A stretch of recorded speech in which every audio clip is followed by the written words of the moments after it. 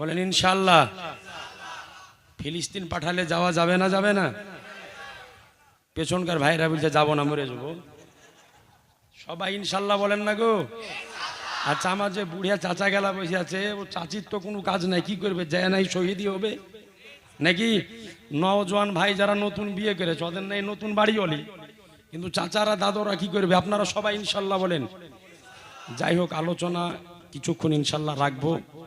বড় ভাই শাহনওয়াজ হাবিব ইনশাআল্লাহ বসে আছেন। তো আজিজানা মোহতারাম, মনে হয় এই প্রোগ্রামে 2022 সালে আমি একবার এসেছিলাম। মানজারি সাহেব ওই বছরও ছিল, আপনাদের হয়তো অনেকে মনে পড়েছে। তো একটা খবর শুনে মনের মধ্যে খুব বড় একটা ধাক্কা লাগলো যে রাইহান ভাই এদের সঙ্গে যে একজন কমিটির সঙ্গে যুবক ছেলে একজন ছিল, চমন মিয়া, কয়েকদিন পূর্বে একটা দুর্ঘটনার কবলে পড়ে দুনিয়ার মায়া ত্যাগ করে চলে গেছে। ইনশাল্লাহ তার জন্য দোয়া হবে এবং সকলের জন্য দোয়া হবে যাদের আত্মীয় স্বজন দুনিয়া থেকে বিদায় হয়েছে, আল্লাহ যেন সকলকে জান্নাতবাসী করেন। তবে আপনাদের নিকটে আরজ করব, কেউ উঠাউঠি করবেন না, একেবারে চুপচাপ বসেন। পবিত্র খোদার কালাম কোরআন শরীফ থেকে তেলাওয়াত করেছে। আল্লাহ পাক ইরশাদ করেন, চিন্তা করিয়েন না, কিছু হোক নাই না হোক, ওহাবিদের পশমটম করবো 10 মিনিটে, নাকি বলছেন? পশমটম এমন করবো আজকে যে ছোট সুই দিয়ে পাটিয়া সুই দিয়ে সেলাই করবো, নাকি? সাত দেওয়া যাবে তো নাকি? কারো পোস্টমর্টম করি নাই না করি ডাব জড়িয়ে সিলের করবো। আর এক মালের করবো তার কাটা মমতাজুলের। জি, নাম নিয়ে প্রথমে শুরু করলাম। তো পবিত্র খোদার কালাম কোরআন শরীফ আল্লাহ পাক ইরশাদ করেন, ওয়াতাসিমু বিহাবলিল্লাহি জামিয়া। আল্লাহ বলেন যে তোমরা আল্লাহর রজ্জুকে, আল্লাহর রশ্মিকে শক্ত করে ধরো, ওয়ালা তাফাররাকু, এবং একে অপর থেকে বিচ্ছিন্ন হয়ে যেও না। অর্থাৎ তোমরা এক হয়ে থাকো, আলাদা দল, আলাদা মত, আলাদা পথ তৈরি করিও না। এই আয়াতকে সামনে রেখে বর্তমান সময় কিছু আধলাকানা বুঝেন, মানে ওই এক চোখে দেখে আর এক চোখে দেখে না, ওকে বলে আধলাকানা। তো বলে যে এই যে আল্লাহ বলেছেন যে তোমরা একে অপরের সাথে বিচ্ছিন্ন হয়েও না, মানে নতুন দল বানানো যাবে না। তো এই আয়াত কোরআন শরীফের খালি পড়লে হয় না, তার ব্যাখ্যা, তার তাফসীর জানতে হয়। যেমন আপনাকে বলি, একটু প্রথমে একটা উদাহরণ বুঝেন। একটা বাড়িতে যদি 5টা বেটা যদি হয়, তো 5টা বেটার মধ্যে যদি একটা মদ মাতাল হয় আর বাকি 4টে যদি ভালো হয়, তো একটা মদ মাতালকে দেখে 4টা মদ মাতাল হবে না, ওটাকে পিটিয়ে সোজা করতে হবে, ওটাকে পিটিয়ে সোজা করতে হবে। তো জেনে রাখতে হবে যে আহলো সুন্নাতুল জামাত হলো আসল। শাহনওয়াজ ভাই, বাংলা তো समझते हैं आप? তো আহলো সুন্নাতুল জামাত হলো আসল। এখন বর্তমানে যতগুলি দল, পথ, মত তৈরি হয়েছে, প্রত্যেকটা দল, প্রত্যেকটা মত, প্রত্যেকটা মাযহাব, প্রত্যেকটা ফেরকা আহলো সুন্নাতুল জামাত থেকে কেটে তৈরি হয়েছে। তাহলে জেনে রাখতে হবে যে যেই দল, যেই পথ, যেই মত আহলো সুন্নাতুল জামাতে, ওটা হলো আসল। আর বাকি যেগুলা কেটে বের হয়ে গিয়েছে ওগুলা হলো মাতাল। তাহলে এখন চিন্তা করতে হবে যে ওই মাতালের পাল্লায় পড়ে আমরা কেউ মাতাল হওয়া যাবে না, বরং যেগুলা মাতাল হয়েছে ওকে আগে বুঝাইতে হবে। যদি বুঝিয়ে বুঝলো, যদি না বুঝে তাহলে কানের নিচে থাপ্পড় লাগিয়ে বুঝাইতে হবে, ঠিক কি না?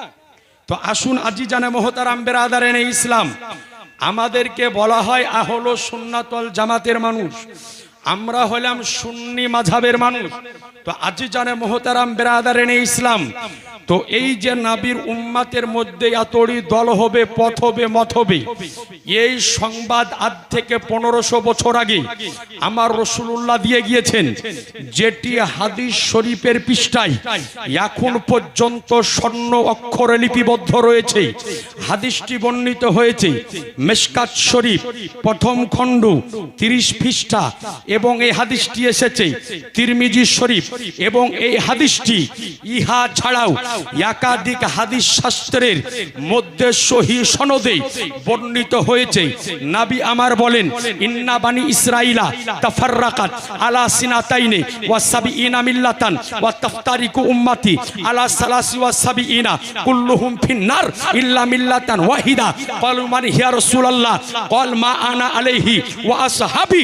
আমার নবী বললেন, ও আমার সাহাবায়ে কেরাম শোনো, বানি ইসরাইল গোত্রের মধ্যে 72 দলে বিভক্ত হয়েছিল, আমার উম্মতের মধ্যে 73 দলে বিভক্ত হবে। ইল্লা মিল্লাতান ওয়াহিদাতান, এর মধ্যে একটা দল যাবে জান্নাতে, কুল্লুহুম ফিন্নার, সবাই যাবে জাহান্নামে। তো সাহাবায়ে কেরাম জিজ্ঞাসা করলেন, ইয়া রাসূলুল্লাহ, যেই দলটি জান্নাতে যাবে, যেই দলটি জান্নাতে যাবে, যেই দলটি মুক্তপ্রাপ্ত হবে, যেই দলটি নাজাত প্রাপ্ত হবে, তার পেহচান কি হবে, তার পরিচয় কি হবে? তো আমার রাসূলুল্লাহ বললেন, মা আনা আলাইহি ওয়া সাহাবি। বলে শোনাও, যেই দলটি আমার এবং আমার সাহাবীর আজকে পথের উপরে অটল থাকলো, ওই দলটি যাবে জান্নাতের মধ্যে। বোঝা গেল আজকে এই হাদিস দ্বারাতে যে নবী আমার এই কথা বলেননি সমস্ত মানুষের মধ্যে 73 দলে বিভক্ত হবে, বরং নবী বলেছেন ওয়া তাফতারিকু উম্মতি, অর্থাৎ আমার উম্মতের মধ্যে ভাগ হবে। তাহলে বোঝা গেল 73টি দল নামাজ পড়বে, 73টি দল রোজা রাখবে, 73টি দল হজ করবে, 73টি দল যাকাত দিবে, 73টি দল মসজিদ করবে, 73টি দল মাদ্রাসা করবে, 73টি দল কোরআন পড়বে, 73টি দল হাদিস পড়বে, 73টি দল পাঞ্জাবি পড়বে, 73টি দল পায়জামা পড়বে। এর মধ্যে 72 দল জাহান্নামে যাবে, একটা দল মাত্র জান্নাতে যাবে। সুবহানাল্লাহ, সুবহানাল্লাহ। একটু জোরে সুবহানাল্লাহ হবে না? সুবহানাল্লাহ। এইবার একটু সামনে নিয়ে যাই। এই যে নবী বললেন এক দল জান্নাতে যাবে, এখন কে জান্নাতে যাবে?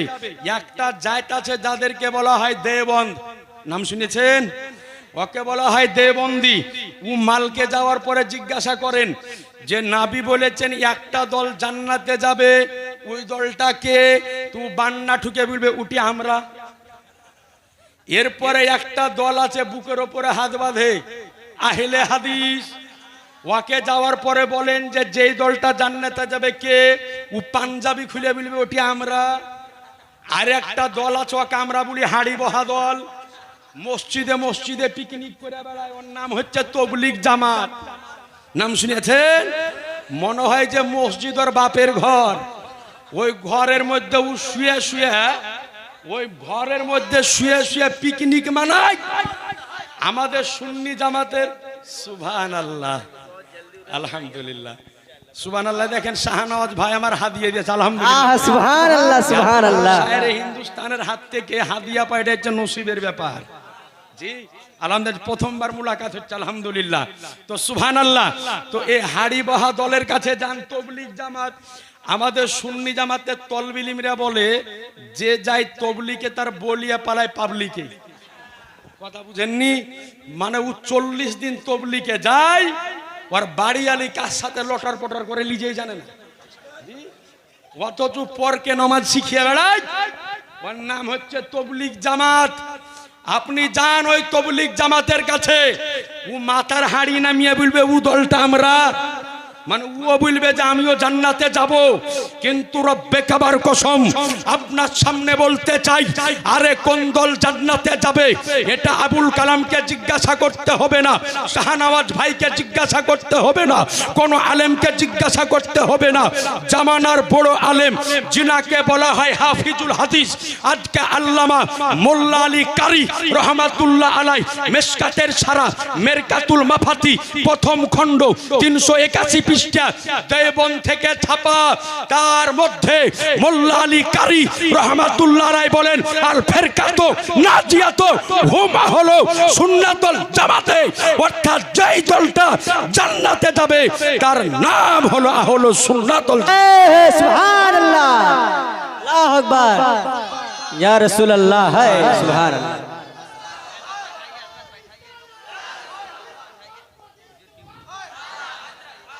সুবহানাল্লাহ। বসো ভাই, একটু বসো, খাড়া হয় না ভাই, একটু চট করে বসো। তাহলে বোঝা গেল যে যেই দলটা জান্নাতে যাবে তার নাম আরো জোরে হলো সুন্নাতুল জামাত। এরপরে যারা বুকের ওপরে হাত বাঁধে, আহলে হাদিসের সবচাইতে বড় ইমাম যাকে বলে শাইখুল ইসলাম, যার হাদিস ছাড়া তারা মান্য করে না, ওর নাম হলো ইবনে তাইমিয়া। ইবনে তাইমিয়ার কিতাব উঠান, মাজমুআয়ে ফাতওয়া। এই মাজমুআয়ে ফাতওয়ার তৃতীয় খণ্ডের 319 পেজের মধ্যে এই ইবনে তাইমিয়া লিখেছে, আল ফিরকাতুন নাজিয়াতু হুম হলো সুন্নাতুল জামাতে, অর্থাৎ যেই দলটা জান্নাতে যাবে তার নাম হলো সুন্নাতুল জামাত মুসলমান। সুবহানাল্লাহ। তাহলে তাদের কিতাব থেকে প্রমাণিত হলো যে হলো সুন্নাতুল জামাত নাজাত প্রাপ্ত দল। এরপরে ইবনে তাইমিয়া বলে যে হলো সুন্নাতুল জামাতের পেহচান কি হবে, বলে হলো সুন্নাতুল জামাত সবচাইতে বড় দল হবে, সবচাইতে বড় জামাত হবে সারা পৃথিবীর বুকে। আজকে খবর নিয়ে দেখেন, হলো সুন্নাতুল জামাতের অনুসারী বেশি, সুন্নি মাযহাবের অনুগামী বেশি। ইমাম আজকে যত বড় বড় হাদিসের ইমাম এসেছে সকলেই ছিল সুন্নি জামাতের মানুষ। আজ আপনাকে বলি, ইমাম বুখারী সুন্নি জামাতের মানুষ, ইমাম মুসলিম সুন্নি জামাতের মানুষ, ইমাম তিরমিজি সুন্নি জামাতের মানুষ, ইমাম আবু দাউদ সুন্নি জামাতের মানুষ, মোল্লা আলী কারি সুন্নি জামাতের মানুষ, হাফিজুল হাদিস জালালউদ্দিন সুয়ুতি সুন্নি জামাতের মানুষ।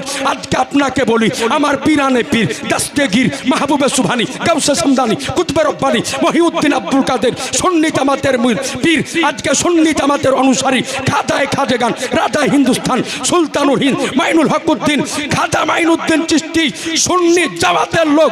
আমার আলা হযরত আজিমুল বরকত কানজুল কারামাত জাবালুল ইস্তিকামাত আয়াতুম মিন আয়াতিল্লাহ মুআজ্জাতুম মির রাসূলিল্লাহ, আমার আলা হযরত ছিলেন সুন্নি জামাতের লোক। যত বড় বড় হাদিসের ইমাম এসেছে সকলে ছিল সুন্নি জামাতের লোক। সুবহানাল্লাহ। হায় আর হায়। একটু জোরে সুবহানাল্লাহ হবে না? আর একটু জোরে সুবহানাল্লাহ। সুবহানাল্লাহ। এবার আপনাকে বলি যে এই যে মাস, এর নাম হচ্ছে রবিউল আউয়াল মাস।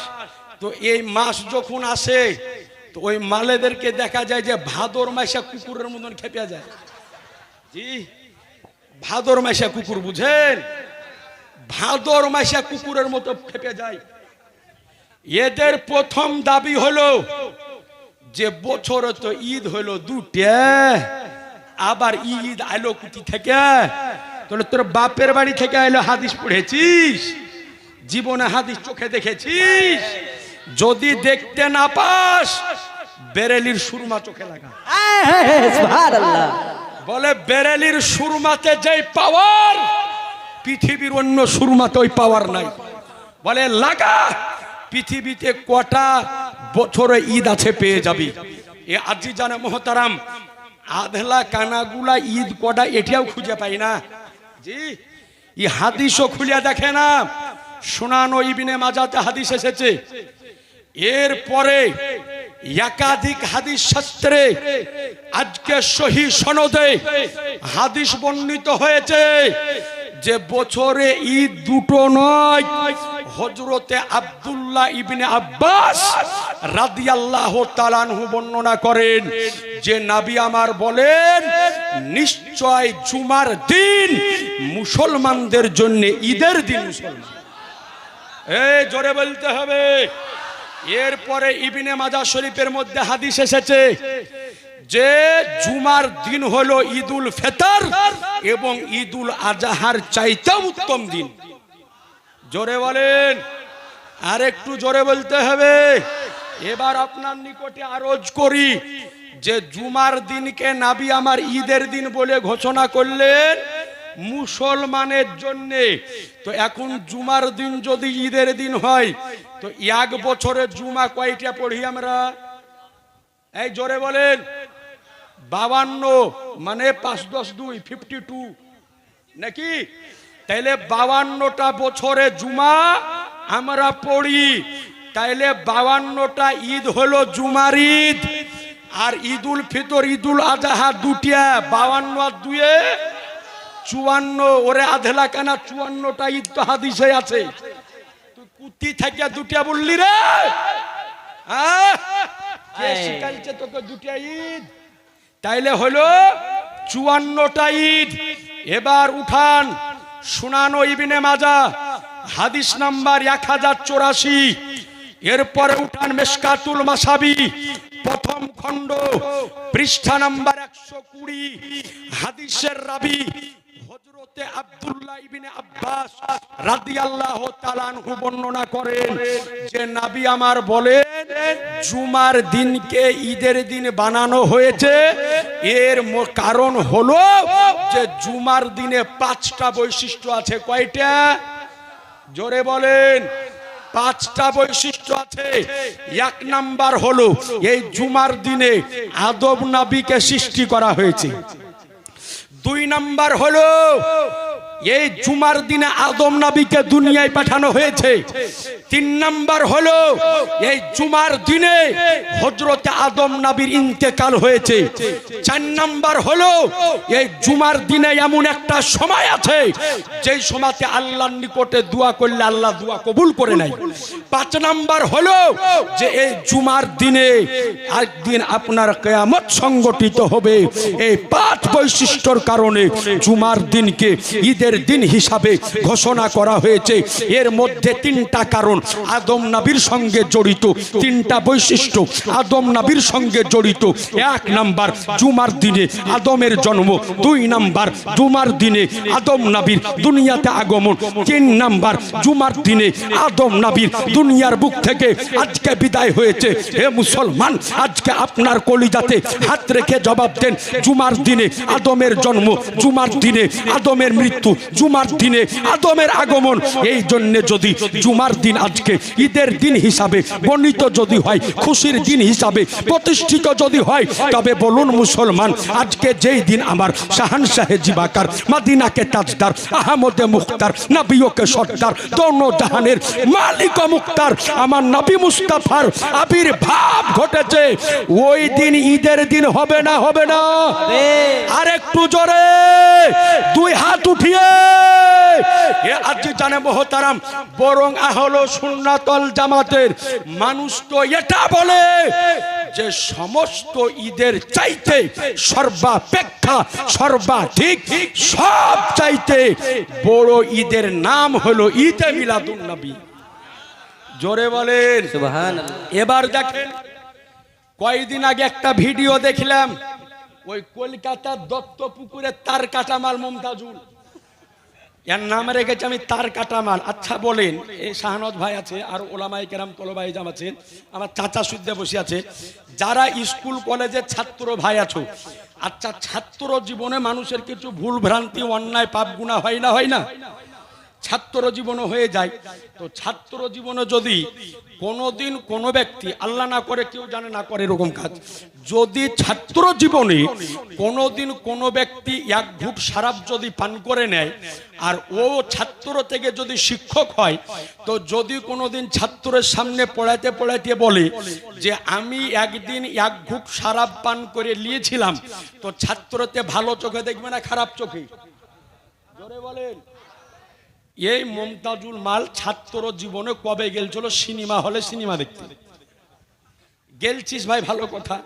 ছাত্র জীবন, আব্দুল সত্তার জামালি সাহেব, ছাত্র জীবন, আশিক রাজা, ছাত্র জীবনে অনেক কিছু হয়ে যায়। তবে তুই গেলছিস স্টেজে বা উঠে এসে বলছে যে আমি ছাত্র জীবনে একদিন সিনেমা দেখতে গেছি। ভালো, আর কপাল ভালো যে মানুষ নিচ থেকে জুতা দিয়ে পিটে নি ওকে, যে হ্যাঁ রে তুই সিনেমা খোর লোক বলবি কখন হলি? হ্যাঁ, এই মালে গেলছে সৌদি আরব হজ করতে, ওমরা হজ করতে। তো তুই বেটা হজ করতে গেলছি, হজের যাহে কামার কানাতে পালন করে চলে আই না, তো ওখানে যে ও লাইভ ভিডিও করছে, এর দেখো মক্কা, এর দেখো মদিনা, এখানে ঈদে মিলাদুন নবী হয় না? আরে ভারতের লোক ঈদে মিলাদুন নবী করছে গো। তা আমি বললাম যে ভাই ঈদে মিলাদুন নবী মক্কাতে হয়, মদিনাতে হয়।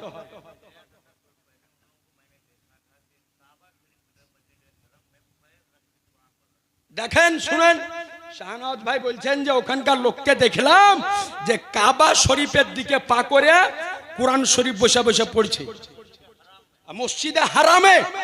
তো ওই বেয়াদব হলো দলিল। তা আমি বললাম যে মক্কা মদিনাতে যে সমস্ত সুন্নি ভাইয়েরা আছে, ঈদে মিলাদুন নবী বাইরে না করলেও বাড়ির ভিতরও করে, তোমার মতো তার কাটা মালকে ওখানে ঢুকতে দিবে না। জি, তোমার মতো মালকে ওই জায়গাতে প্রবেশ করতে দেওয়া যাবে? আরে পাক জায়গাতে না পাক মানুষকে ঢুকতে দেওয়া হয়? হ্যাঁ, তো উ গেলছে সৌদি আরবে ভিডিও করে কে দেখাচ্ছে মক্কায় নাই মদিনায় নাই। আচ্ছা বলেন ভাই, মক্কা মদিনা আমাদের দলিল না কোরআন হাদিস দলিল? কোরআন হাদিস দলিল। জোরে বলতে হবে পেছনকার ভাইয়েরা, কোরআন হাদিস হলো আমাদের দলিল। তো মেনে নিলাম তোমার কথা, মক্কা মদিনায় হয় না তাই করব না, তাহলে মক্কা মদিনায় যাই হয় তাই করো। এখন বর্তমানে সৌদি আরবে বিয়ার বার হয়েছে, কে ভাই হয়নি? সৌদি আরবে সিনেমা হল হয়েছে। কয়েকদিন আগে সলমান খান, শিল্পা শেট্টি, ক্যাটরিনা কাইফ যে লাছে এলো, তোর বাপ মাকে লাথা লাথা বাড়িতে। সৌদি আরবে যাই হয় তাই করবি, মিলাদুন নবী হয় না করবি না, তো সৌদি আরবে যেটা হয় ওটা কর। তো লাথা তুই লোক নিয়ে এসে লাই ভাই টিট ফর ট্যাট নাকি, জৈসি করনি ওইসি ভরনি, যেমন বলবি তেমন জব পাবি। তো তুই যদি সৌদি আরবি দলিল হয়, যদি সৌদি আরবি ইমানের মানদণ্ড হয়, সৌদি আরবি কি যদি তুমি দলিল বানাও, তো সৌদি আরবে যাই হয় তোমার বাড়িতে তুমি তাই পালন করো। আজি জানে মোহতারাম, এগুলা কিছু নয়, এগুলা হলো মানুষকে বিভ্রান্তি করা। এবার আরেকটা আপনাকে দি, মানুষকে কি করে বিভ্রান্তি করে। আর শালা কিছু মানুষ আধলা কেনা গো, ওয়াধেরই বক্তব্য শুনে বলে রে বাবারে কত সুন্দর বক্তব্য দিচ্ছে, হ্যাঁ, কিন্তু আর ইমান জ্বালিয়ে পালিয়েছে, বুঝতে পারছে না, ওর ইমানকে ধ্বংস করে দিচ্ছে। আপনি চিন্তা করেন, মানুষ একটু নিজের বিবেক দিয়ে ভাবলে তো হয় না। আচ্ছা ভাই, মাজারে জিয়ারতে যান না যান না? আচ্ছা কে কে গিয়েছেন হাত উঠান তো, সুবহানাল্লাহ। সবাই আমরা মাজার শরীফ জিয়ারতে গিয়েছি, ভালো করে উত্তর দিবেন। মমতাজুল এবং ইয়াসিন দুজনেরই একটা বক্তব্য ইউটিউব ফেসবুকে খুব ভাইরাল, দেখবেন, যে বলছে যে মাজার জিয়ারত করতে সুন্নিরা যায়, তো মাজারের বাইরে কিছু ভিক্ষুক থাকে না ভাই, আমরা কিছু পয়সা দিয়ে আসি। তো বলছে যদি পীর বাবার যদি কিছু দেওয়ার ক্ষমতা থাকতো, তো ফকিরেরা বাইরে কেন থাকতো, করা তো পীরের কাছে চাইতো। মানে ফকিরেরা জানতে পারলো যে পীর বাবা দিতে পারে না, আল্লাহ কেউ বাহিরে রয়ে আছে, আর এই মুসলমান জানতে পারলো না যে পীর বাবা দিতে পারে না। আচ্ছা ভাই, এর জবাব টিট ফর ট্যাট লাগবে না লাগবে না? এই জোরে বলেন। আচ্ছা ভাই বলেন, মসজিদে জুমা যখন পড়তে যায়, মসজিদের বাইরে ফকির থাকে না থাকে না? মসজিদ কার ঘর? আচ্ছা, আল্লাহ দেওয়ার ক্ষমতা আছে না নাই? আচ্ছা তাইলে উজে বললো যে পীর বাবার দেওয়ার ক্ষমতা যদি থাকতো, তাহলে পীর বাবার কাছে যাইতো বাহিরে কেন বসে? তো তাইলে এই জায়গাতে বল, আল্লাহ দেওয়ার ক্ষমতা আছে না নাই? তুই আল্লাহর ঘরের ভিতরে না যায় বাহিরে কেন বসে? ওকে খাদিম জুতে দিয়া বাদ না ছিঁড়া পর্যন্ত পিটার দরকার গো। হ্যাঁ, ওকে খাদিম জুতে দিয়ে পিটার দরকার। জি, যে ও কত বড় যুক্তি দিচ্ছে। তা আল্লাহর ঘর মসজিদের ভিতরে মানুষ যায় না কেন, বাইরে কেন বসে থাকে? আল্লাহ যাদেরকে দেওয়ার ক্ষমতা দিয়েছে, ওই ক্ষমতাবান লোকগুলি আল্লাহর পক্ষ থেকে আমাদেরকে সাহায্য করবে। জোরে বলেন সুবহানাল্লাহ, আর একটু জোরে বলেন। তো এইবার আপনাদেরকে নিয়ে যাব, তাহলে বুঝতে পারলেন যে আল্লাহর ঘরের বাইরে তারা কেন বসে থাকে। কারণ হলো এটাই যে আজকে আল্লাহ পাক যেই বান্দাদেরকে দেওয়ার মতো ক্ষমতা দিয়েছে, যেই বান্দাদেরকে দেওয়ার মতো আজকে টাকা দিয়েছে, ওই বান্দাগুলি আল্লাহর পক্ষ থেকে আমাদেরকে দিবে। ওই রকম ওলি আল্লাহর মাজারের বাইরে আজকে ফকিরগণ, মিসকিনগণ এই কারণে থাকে যে আল্লাহ পাক যাদেরকে দেওয়ার ক্ষমতা দিয়েছে, এই ওলি আল্লাহর ওসিলাতে তারা আমাদেরকে দান করে যাবে। জোরে সুবহানাল্লাহ হবে না? হ্যাঁ গো, শাহানওয়াজ ভাই চলে গেল, মনে হচ্ছে যে ব্যাটারি চার্জলি চলে গেল নাকি? এই জোরে সুবহানাল্লাহ বলেন তো, সুবহানাল্লাহ, একটু জোরে সুবহানাল্লাহ বলেন, আর একটু জোরে। তো এ আজিজানে মুহতারাম বেরাদারানে ইসলাম, তো একটু আপনাদেরকে সামনে নিয়ে যাব। তার পূর্বে ভাই উঠাউঠি করবে না কেউ, একবার দরুদ পড়ো, আল্লাহুম্মা সাল্লি আলা সাইয়্যিদিনা মাওলানা মুহাম্মদ ওয়া আলা আলি সাইয়্যিদিনা মুহাম্মাদ আল্লাহুম্মা সাল্লি আলা সাইয়্যিদিনা মাওলানা মুহাম্মদ ওয়া আলা আলি সাইয়্যিদিনা মাওলানা সাল্লাল্লাহু তাআলা আলাইহি সাল্লাম। এইবার আপনাদেরকে নিয়ে যাব, একটা কথা বলে দিয়ে একটা হাদিস শরীফ আপনাকে শোনাবো। যে আমরা ঈদে মিলাদুন্নবী পালন করি, শবে বেরাত, শবে মেরাজ, শবে কদর, মুহররম, সফর, রবিউল আউয়াল সব আমরা পালন করি না করি না? এই জোরে বলেন। পালন করি। তো আমরা সিন্নির ব্যবস্থা করি। সিন্নি হয় না হয় না? বিরিয়ানি, লাড্ডু, খিচুড়ি, হালুয়া যেটা মন যায় সেটা বানিয়ে খাই। তো এই ডাবজোর মালকে দেখুন আমাদেরকে সিন্নি খোর বলে গাল দিল। একে ডাবজোর কেন বলা হয়েছে জানেন? জি জি। আচ্ছা বলুন তো, চুরি করা গুনাহ না নাকি? এই জোরে বলেন। তো এই ছাত্র জীবনে এই পেটমোটা বর্ধমানের কোন মাদ্রাসায় পড়ছিল, পড়তে পড়তে তুই গাছের ছাত্র জীবনে ডাব চুরি করে খেয়েছিস, ওটা বা স্টাইল করে স্টেজে বলছে যে আমি আমার বাপের মাদ্রাসায় পড়তুক, আর ওই মাদ্রাসায় 19টা ছিল ডাবের গাছ, একটা ডাবকে আমি নারকেল হতে দিতুক না। চিন্তা করে চল, ভুড়ি এমনি হয়েছে 19টা গাছের ডাব ওর পেটে। হ্যাঁ, এরপরে বলছে যে গুজরাটে যখন পড়িতে গেল শুনু, তো গুজরাটিরা মাছ ধরার লেগে জাল পেতে, আমি রাত 12টার সময় তো জালকে তুলে এলেছে, মাছ ছাড়িয়ে এলিত। চিন্তা করেন।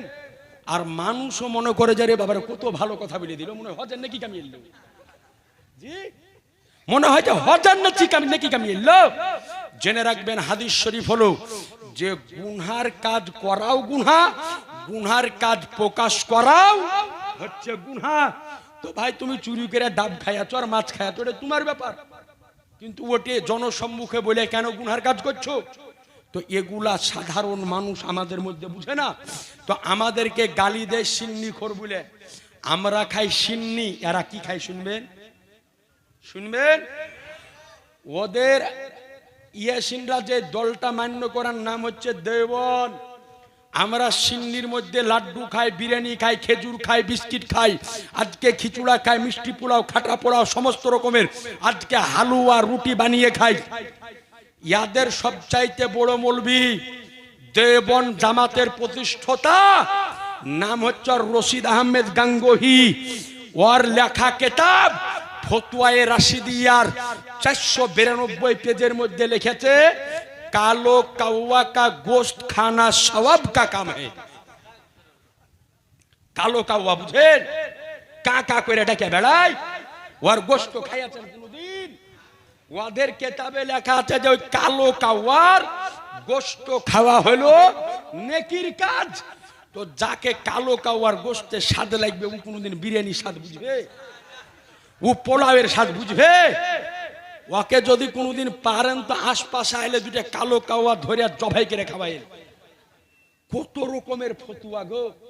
বাংলাদেশ থেকে 1 ঘন্টা শায়েকের কুরবানির সময়তে ফতুয়া শুনলাম, বলছে গরুর বিচি খাওয়া জায়েজ না না জায়েজ? তো বলছে ওটাও খাওয়া হালাল, যদি বুন যায় তো খাইয়ে নিয়ে। শালা সাতালেরাও খাই না গো, বুঝলিস? হ্যাঁ, আর বলছে যদি মুন যদি চাহে তো ওটাও খাইয়ে লিও। আচ্ছা বলেন তো ভাই, আপনারা গরুর গোশত খান না? আচ্ছা গরুর ওই জিনিসটা কোনোদিন খাইয়াছেন? ও বলছে যদি মুন চাহে তো ওটাও খাইয়ে লিও। মনে হয় যে যদি আসে কি না, তো আড়িয়া গরুর, কালো আড়িয়া গরুর ভাজি করে খাওয়াই। জি হ্যাঁ, আপনি চিন্তা করেন। আর সারা পৃথিবীতে যত পাগল ছাগল আপনি দেখবেন সব বাংলাদেশে। বড় পাগলের দেশ হচ্ছে বাংলাদেশ।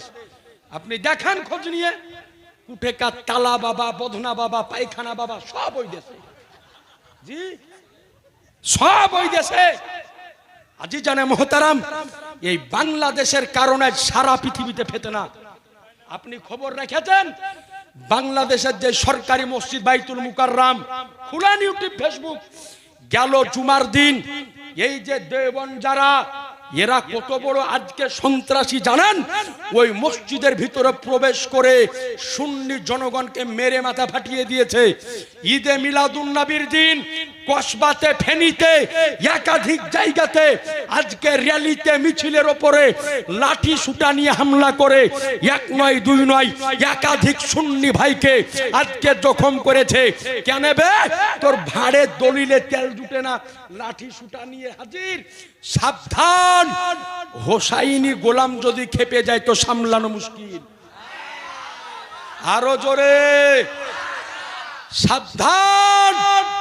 তুমি ইয়াজিদকে রহমাতুল্লাহ আলাই বলো, আমরা ইয়াজিদকে রহমাতুল্লাহ আলাই বলি, আমরা ইয়াজিদকে পাপী বলি, গুনাহগার বলি, বদকার বলি, শিয়াকার বলি, জাহান্নামী বলি। আর তুমি ইয়াজিদকে বলো যে ভালো লোক রহমাতুল্লাহ আলাই। তোর সেই বাপ ইয়াজিদ 22,000 লস্কর নিয়ে কারবালার প্রান্তরে হাজির হয়েছিল। আরে হোসাইনের এক বেটা 18 বছরের জওয়ান আলী আকবর তোর 22,000 বাহিনীকে উলট পালট করে দিয়েছিল। হায় হায় হায় হায় সুবহানাল্লাহ। এই জন্য হোসাইনি শেরকে খেপায়ও না।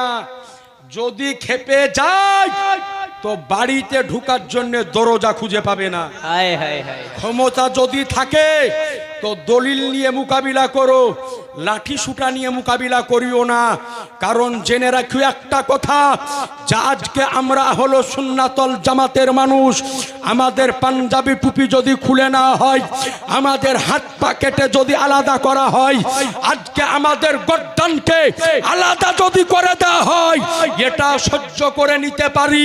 কিন্তু নবী মুস্তাফার শান ও মানের উপরে একটা আঙ্গুলি যদি উঠে তো প্রয়োজন যদি পড়ে তো এই পৃথিবীর বুকে দ্বিতীয় কারবালা প্রতিষ্ঠিত হবে।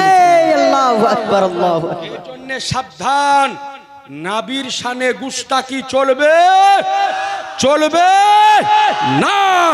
যে নবীর শানে গুস্তাকি করবে, নবীর শানে উল্টো কথা বলবে, তাকে ছাড়ে দেওয়া যাবে না। তো আমাদেরকে বলে শিরনিখোর। তো আমাদেরকে যদি শিরনিখোর বলতে হয় তো নবী মুস্তাফাকে আগে শিরনিখোর তোকে বলতে হবে। বলে কেন? সহি হাদিস থেকে আপনাকে প্রমাণ দিব যে আমার নবী মুস্তাফা নিজে সিন্নি খেয়েছে। জোরে বলেন। তবে আমরা সিন্নি খাওয়ার জন্য যদি সিন্নিখোর হই তো আমার রাসূলুল্লাহ সিন্নি হয়ে খেয়েছেন, তো নবীকে বল সিন্নিখোর। দেখ তোর বাড়ি আলি যদি অটো তালাক না হয়, তালাক দেওয়া লাগবে না, অটো তালাক হবে। আচ্ছা, নবীকে সিন্নিখোর বললে ঈমান থাকে না যায়? আচ্ছা, নবীকে সাহাবীকে সিন্নিখোর বললে ঈমান থাকবে না যাবে? আর ঈমান যদি যায় তো বাড়িয়ালি থাকবে? বাড়িয়ালি তার আগে বিদায় নিবে। কথা বুঝেছেন তো? ইনশাআল্লাহ তাআলা শিরনি খাওয়া কোন হাদিস আছে শোনাবো। তবে কমিটির ভাইয়েরা আমার নিকটে আবেদন রেখেছে যে এই ঈদে মিলাদুন নবীর প্রোগ্রামের জন্য কোন ভাই যদি আমার পারেন, একজন ভাই 500 টাকা দেন তো আমার হাতে। কোন ভাইয়ের পকেটে যদি থাকে, হ্যাঁ, আমার নবীর মহব্বত একজন কোন ভাই একটু চট করে বলবেন, দেরি করবো না, হাদিসটা শোনাবো। হ্যাঁ গো, এতজন ভাই, একজন ভাই একটু দাও তো 500 টাকা। সুবহানাল্লাহ দাও তো। সুবহানাল্লাহ। কি নাম দিয়েছে রে? বেনামে নারায়ে তাকবীর, নারায়ে রিসালাত, মাসলাক আলা হযরত। আচ্ছা, একজন 500 দিলে আর একজন হবে না? ভাই একটু চট করে দাও না, দেরি করিও না। হাদিসটা আপনাকে শোনাবো। আর আরেকটু পশমটম বাকি আছে, সেলাই বাকি আছে, সেটাও করবো। সুবহানাল্লাহ। হবে না? এই ভাই চট করে দাও না। 500, 150 যা যা হাতে একটু চট করে দাও। যার যার পকেট আছে একটু তাড়াতাড়ি নিয়ে এসো, দেরি করে না ভাই। একটু চট করে যারা পারবে একটু চট করে নিয়ে এসো। একটু 5, 10, 50, 100 ঈদে মিলাদুন নবীর অনুষ্ঠানে যদি আসতে অসুবিধা হয়, সামনে যদি কেউ থেকে দিয়ে পাঠান।